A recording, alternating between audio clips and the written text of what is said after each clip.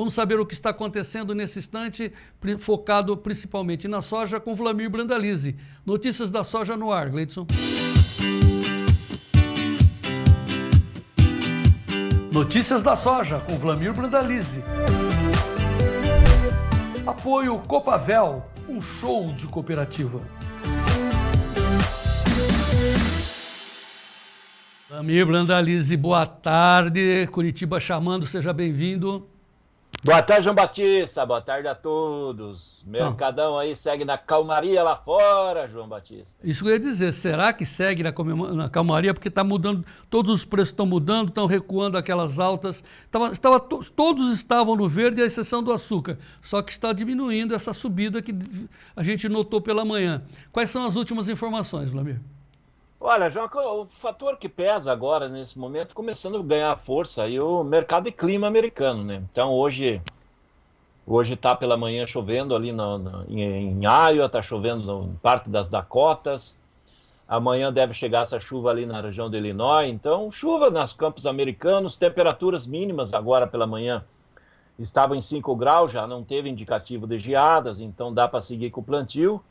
Previsão para a próxima semana é de temperaturas de 8 a 25 graus, 26 graus, ou seja, temperatura de primavera, condição de umidade favorável para plantio, e isso está acelerando, né? O pessoal está acelerando. O mercado do milho hoje um pouco de alta, porque ele tem notícias de problema lá na safra da Ucrânia e da Rússia, João, porque o pessoal está plantando acelerado por lá também, né? O plantio está andando, mas teve geadas hoje de manhã na Ucrânia, na Rússia, previsão de mais geadas no fim de semana, então frio voltando ali naquela região e já com cerca de 20% das lavouras plantadas por lá, né? Se tiver já lavoura germinando, a geada acaba matando, então deu uma freada no plantio por lá e automaticamente são dois países importantes, né? A Ucrânia vai exportar mais de 20 milhões de toneladas em 2026, dessa safra que está sendo plantada.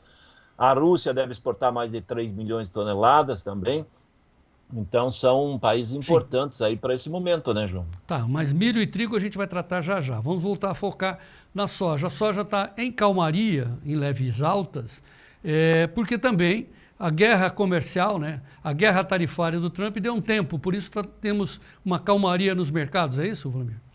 Hoje teve um dos assessores do Trump também anunciando que a fase de tarifaços aí, ela vai existir nessa temporada desse mandato dele, mas ele voltou a indicar que as tarifas para a China serão bem mais amenas, ou seja, primeiro dá um tapão forte e agora vem acaricia, faz um afago, e agora vamos sentar, vamos conversar e vamos tomar um trago, que nem diz no interior de Minas, né, e vamos acertar a conversa. É isso que o mercado está esperando, mas que o relatório de hoje aí da soja, ele não mostrou venda de soja americana novamente hoje para a China, somente uma venda da safra nova de um navio, quando que o normal seria vender de 5 a 6, 10 navios por dia, né, para a China, aliás, por semana. E no spot da safra atual não teve vendas e na safra nova apenas um navio. Então é sinal de que o mercado já começa a sentir a falta da China comprando. Mas a boa notícia que o mercado está ajudando é que teve boas vendas para outros países, né? Tem outros países comprando, né? Sinal de que demanda de soja no mundo está crescendo, João. E também tem o condicionante do dólar, né? O dólar está mais fraco. Eu quero ter a sua opinião, uma pessoa experiente, Vlamir. Parece que o Trump não está fazendo uma guerra tarifária, não é exatamente isso que ele quer. O que ele quer é diminuir a força do dólar. Dólar mais fraco, ele vende mais. Você concorda com isso?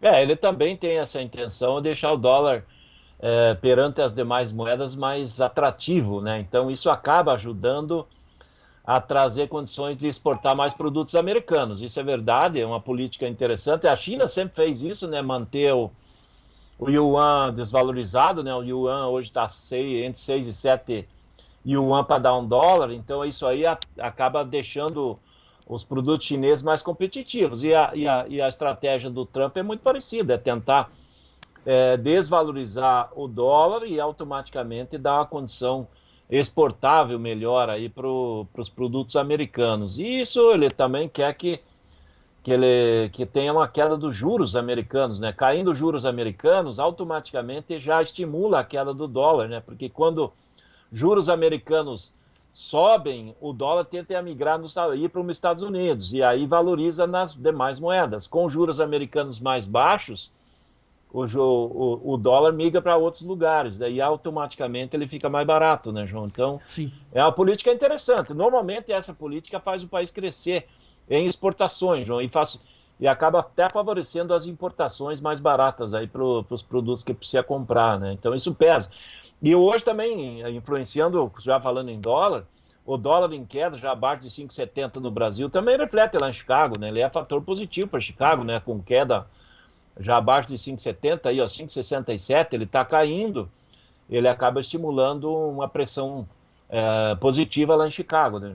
Tá, e antes de focar o Brasil, mais uma vez, lembrando um alerta que você sempre tem feito nos últimos dias. Lembre-se, senhores produtores, que em algum momento, se não for um momento bem curto, o Xi Jinping e o Donald Trump vão entrar em acordo. E entrando em acordo, o Donald Trump vai colocar isso que o Vlamir sempre fala, a sua exigência de que a China volte a comprar aquela cota de 27 milhões de toneladas de soja americana. Se isso acontecer, o que vai acontecer, Vlamir? Olha, a tendência é que dê uma enxugada da pressão de compra no mercado brasileiro, né, João? Porque nós temos uma super safra global, né? Não é só o Brasil que está com a super safra, mas nós estamos com a maior safra da história da soja no mundo.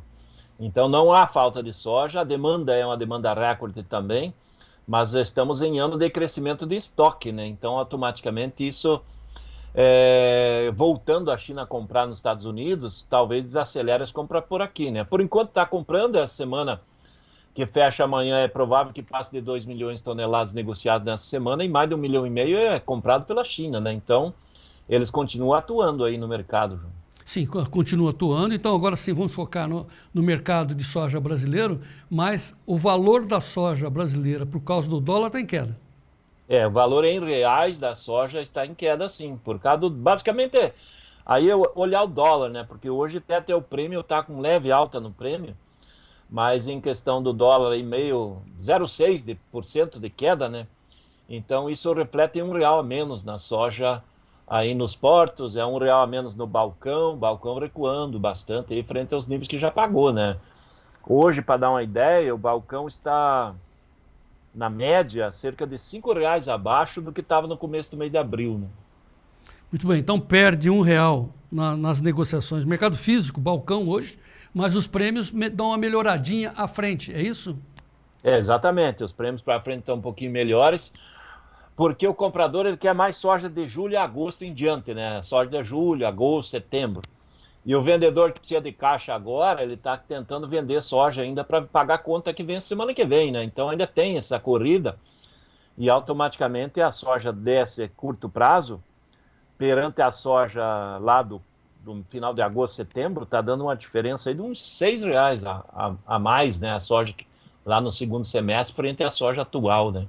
Então tá, então agora é importante o lembrete, mais uma vez, lembrar aos amigos produtores serem muito bem informados. Antes de negociar, dê uma checada nos preços, nos prêmios, né, para você fazer as contas, ver se tem margem, né? Antes também de fixar preços em bolsa através das opções, ligue nesse telefone, né, no clube, para você saber dos prêmios nos portos. 199-9813-2915 é o telefone do Clube do Tempo e Dinheiro. Você já tem os prêmios lá enviado exclusivamente pela Brandalize Consulting para nós aqui do Tempo e Dinheiro. Lá no clube você tem todos os prêmios, todas as cotações e orientações do editor Giovanni Lorenzon. Seja o produtor rural muito bem informado. Daqui a pouco vou pedir para o Gleidson também passar o telefone do nosso assessor de investimento para você saber. Tá aí não, esse é esse daí. Esse é o novo telefone do nosso assessor de investimento para você saber dos prêmios. Quanto custa? Lá no clube você tem os prêmios nos portos. Agora, quanto custa para atuar na bolsa? É o prêmio, que é o dado mais importante. Esse é o telefone do nosso assessor de investimento credenciado pela CVM. 199-7110-8610. Repetindo, para você saber dos prêmios. Quanto custa, Fernando? É o nome dele, Fernando Sofiati. 199-7110-8610. Ok? Seja o produtor rural muito bem informado. Vlamir Brandalize, vamos passar a régua na soja. Olha, João Batista, a semana calma da soja, tanto Chicago como o mercado interno, o que está refletindo mais na soja é dólar.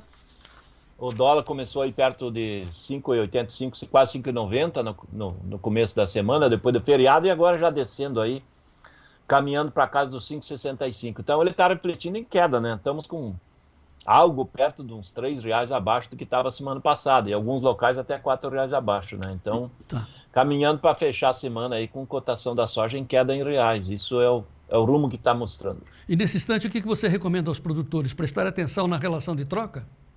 Continua sendo interessante essa posição. Você falou bem, João, com relação a insumos, fertilizantes, defensivos. Esse segmento aí, ele vai sair depois dessa, mesmo com acordos da guerra comercial, todos esses produtos vão sair com custos maiores, vai ter aquelas proteções e tarifas, e nós vamos ver os valores majorados. Ainda está no momento que pode-se fazer uma boa relação de troca, já pensando na safra nova, né? Girou muito, né, na semana passada, lá na Norte Show, né, João? Muito fertilizante, via trocas futuras, barter. O produtor também já começou a ficar esperto aí e olha a relação de troca. É o fator mais importante. Não adianta eu fazer uma relação de troca que dê 50 sacos por hectare de soja para os insumos que eu vou ser inviabilizado, né? Eu tenho que fazer uma relação que seja viável, que eu consiga colher produtividades que pague a conta e sobre para o produtor. Essa é a estratégia que tem que ser, né?